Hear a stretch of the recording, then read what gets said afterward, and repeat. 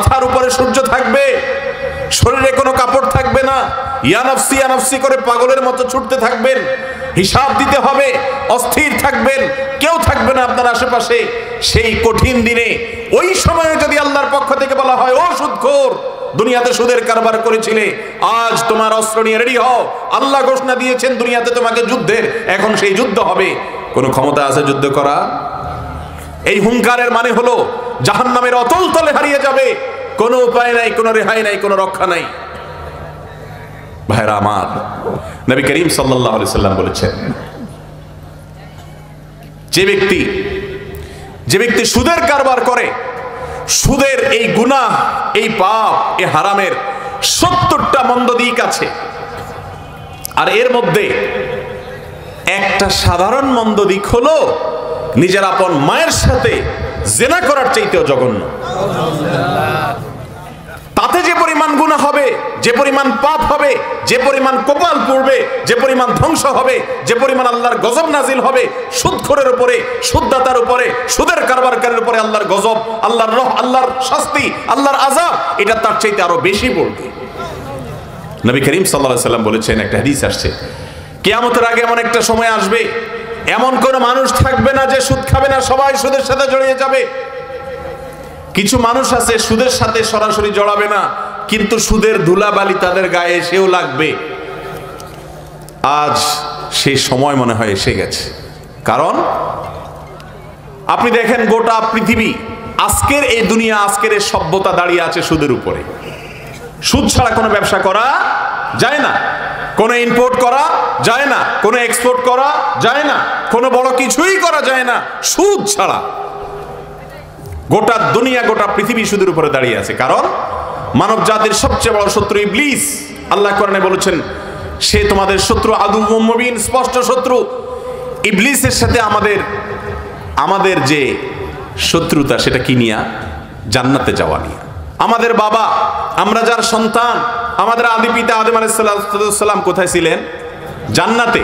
সেখান থেকে বের করছে কে? এই ইবলিসে। আর ইবলিস বের হইতে হয়েছে কার কারণে? আদম আলাইহিস সালামকে সেজদা দেওয়া না দেওয়ার কারণে। এরপর থেকে ইবলিস, কোরআনে আল্লাহ তাআলা ঘোষণা দিয়েছেন, ইবলিসের ওয়াদার কথা আল্লাহ জানিয়েছেন কোরআনে, যে ইবলিস বলেছে, যেহেতু আদমের কারণে আমাকে জান্নাত থেকে বের হইতে হয়েছে, আমি প্রতিজ্ঞা করতেছি যে আমি সিরাতে মুস্তাকিমে বসবো এবং তাদের প্রত্যেককে, আদমের প্রত্যেকটা সন্তানকে ধরে ধরে জাহান্নামে নিব।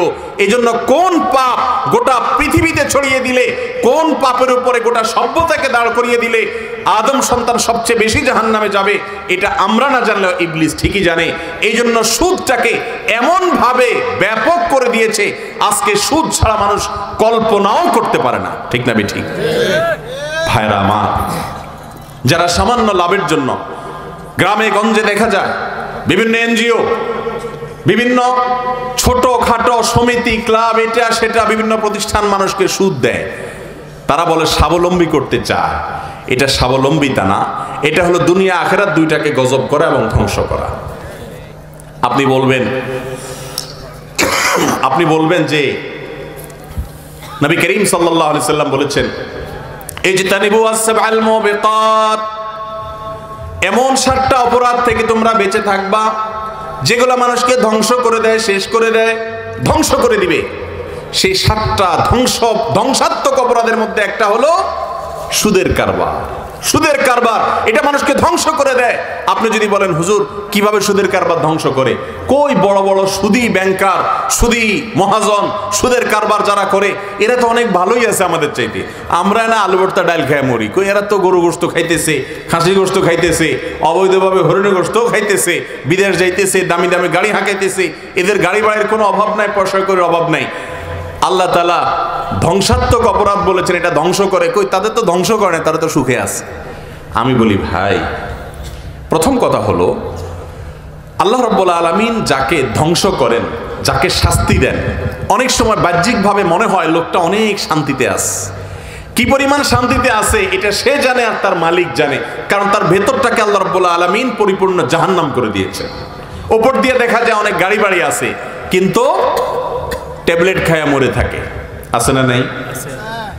আত্মহত্যা করে, এত পয়সা করি, এরপরে সুখ শান্তি নাই। ঘুমের ওষুধ খাওয়া ছাড়া ঘুমাইতে পারে না। মনে রাখবেন, আল গিনা গিনান নাফস। নবী করিম সাল্লাল্লাহু আলাইহি সাল্লাম তার কাছে একবার এক সাহাবী দোয়া করার পদ্ধতি জানতে চাইছেন। নবীজি বলছেন, আল্লাহর কাছে দোয়া করো। কিভাবে দোয়া করবা? এভাবে দোয়া করো, আল্লাহ আল্লাহুম্মা ইন্নী আসআলুকাল আফিয়া, আল্লাহ আপনার কাছে আমি সুখ চাই, সুখ। সেই সুখটা পয়সা ছাড়াও হতে পারে, গরিব মানুষ থেকেও সুখ পেতে পারে। আর আল্লাহ যদি সুখ শান্তি না দেন, কোটি কোটি টাকার মালিক হয়েও সুখ শান্তি হবে না। মানুষ দেখবে যে অনেক শান্তিতে আছে, কিন্তু আসলে তার মধ্যে শান্তি বলতে কিছু নাই। আরেকটা বিষয় হলো, দুনিয়াতে আল্লাহ তাআলা অনেক সময় কিছু শান্তি সুখ দেন পাপীদেরকে। একটা হাদিসে আসছে, নবী করিম সাল্লাল্লাহু আলাইহি সাল্লাম বলেছেন, কিছু লোক আছে দুনিয়াতে সব আকাম কুকাম করে, দু চারটা শুধু ভালো কাজ আছে। এদেরকে আল্লাহ তাআলা দুনিয়াতে কিছু সুখ দেন, যাতে করে ওই যে দুই চারটা ভালো কাজ করছে ওইটার বদলাটা পাইয়া যায় সে, এরপরে জাহান্নামে অনন্ত অসীমকালে শাস্তি হিসাবে সে সেখানে পড়ে যায়।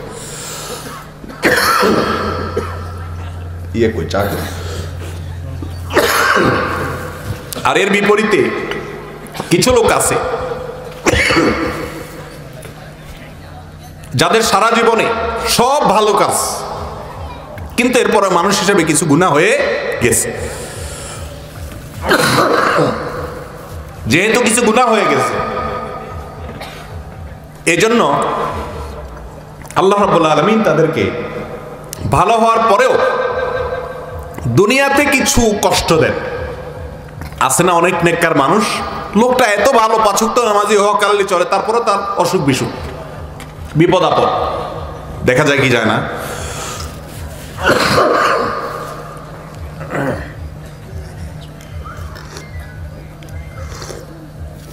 নবীজি সাল্লাল্লাহু আলাইহি সাল্লাম বলেছেন, এইরকম ব্যক্তিকে আল্লাহ রাব্বুল আলামিন দুনিয়াতে কিছু বিপদ আপদ কষ্ট দেন, ওই যে কিছু গুনাহ হয়েছে সেগুলো কাফারার জন্য, যাতে করে সে মৃত্যুর পর অনন্ত অসীমকালের নিরঙ্কুশ সুখ আর শান্তি জান্নাতে ভোগ করতে পারে।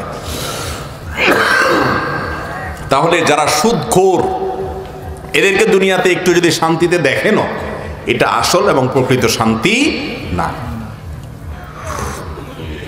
ভাইরা আমার, সুদের এই কারবার যারা জড়িত হয়, সমস্ত অপরাধের শাস্তি আল্লাহ জাহান্নামে দিবেন, তাই না? কিয়ামতে বিচার হবে, তারপরে যায় শাস্তি হবে, তাই না?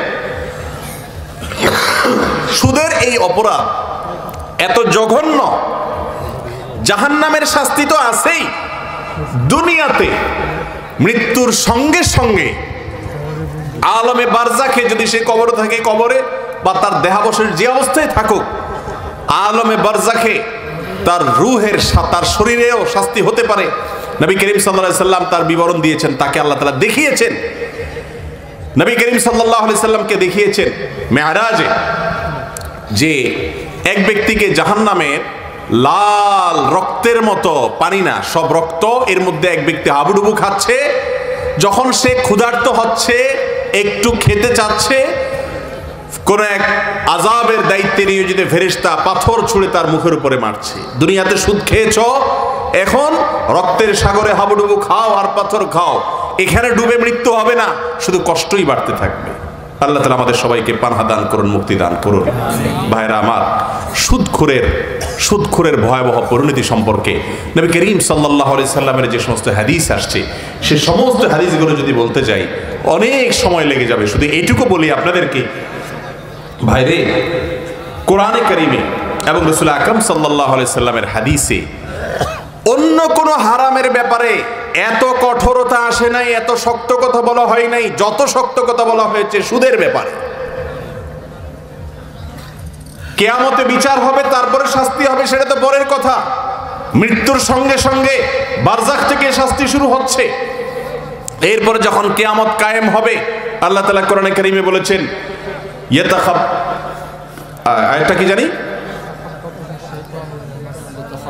ইয়াতাখাব্বাতুহু শাইতানু মিনাল মাস।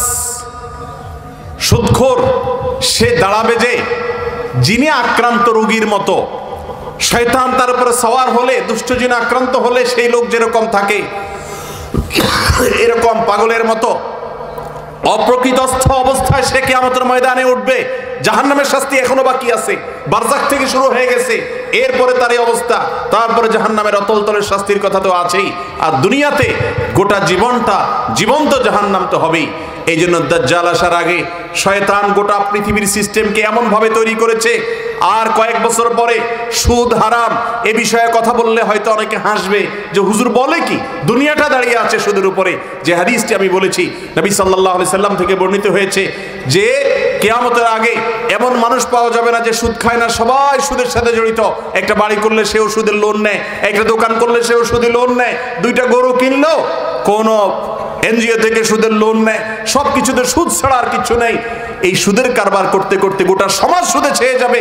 কিছু লোক আছে হক হালালে চলবে, সুদ খাবে না, কিন্তু তারাও বাঁচতে পারবে না, তাদের গায়েও সুদের আপনার ছিটা ফোটা এসে পড়বে।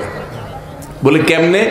ধরেন কথার কথা, এই যে মাইকে আমি ওয়াজ করতেছি, এই মাইক যে কোম্পানি আমদানি করছে, সেই কোম্পানি আমদানি করার সময় কোন সুদী ব্যাংকের মাধ্যমে, সুদের চুক্তির মাধ্যমে এটাকে হয়তো আমদানি করছে। আপনি হয়তো এটাকে হালাল টাকা দিয়ে কিনছেন, কিন্তু এই জিনিসটা যে ব্যক্তি আনছে সে কিন্তু এটাকে হারাম টাকা দিয়ে আনছে। আপনি নিজে হারাম দিয়ে আনেন না, এই জন্য আপনার গুনাহ হবে না, কিন্তু যেহেতু এর সাথে সুদের সম্পর্ক আছে বা সুদ এর সাথে মিশে গেছে, অতএব এর একটা কুপ্রভাব আপনার উপরে পড়বেই পড়বে। কথা কি বুঝাতে পারছি? হারামের কুপ্রভাব মানুষের উপরে পড়ে। ধরেন আপনি ভুলে আপনার হাতে ছুরি দিয়ে আপনি হাত কেটে ফেলছেন, এর কারণে গুনাহ হবে না। ইচ্ছাকৃত কাটলে গুনাহ হবে। আত্মহত্যা করে যেরকম গুনাহ, ইচ্ছাকৃত নিজেকে নিজে কষ্ট দেয়া গুনাহের কাজ, পাপের কাজ। কিন্তু ভুলে কেটে গেছে, এই জন্য আপনার কোনো শাস্তি হবে না, অপরাধ হবে না, গুনাহ হবে না, যেহেতু ভুলে হয়েছে। কিন্তু এর ফলে, কাটার ফলে আপনার যে ক্ষতি হবে সেটা কি ঠেকানো যাবে? যাবে না। আজ আমরা ইবাদতের স্বাদ পাই না, কারণ চতুর্দিকে সুদ আর সুদ, গোটা সভ্যতা সুদের উপরে দাঁড়িয়ে আছে। আল্লাহ তাআলা আমাদেরকে সুদ মুক্ত জীবন যাপন করার তৌফিক দান করুন। আমি জানি এই সমস্ত এলাকাতে, গ্রামে গঞ্জে অনেকে আপনারা আছেন সুদের কারবারের সাথে জড়িয়ে আছেন। ভাইরা আমার, আপনার মালিক যার কাছে আপনাকে যেতে হবে, সে মালিক বলছেন ওয়াযারু মা বাকিয়া মিনার রিবা। এই ইমানদাররা যারা সুদের সঙ্গে জড়িয়ে গেছো, এখন জানতে পেরেছো, বুঝতে পেরেছো আল্লাহ এটাকে হারাম করেছেন, ভয়াবহ অপরাধ, দুনিয়া আখিরাত সব গজব হবে, ধ্বংস হবে, তাহলে খুব দ্রুত এখনই তুমি সুদের কারবার থেকে সরে আসো।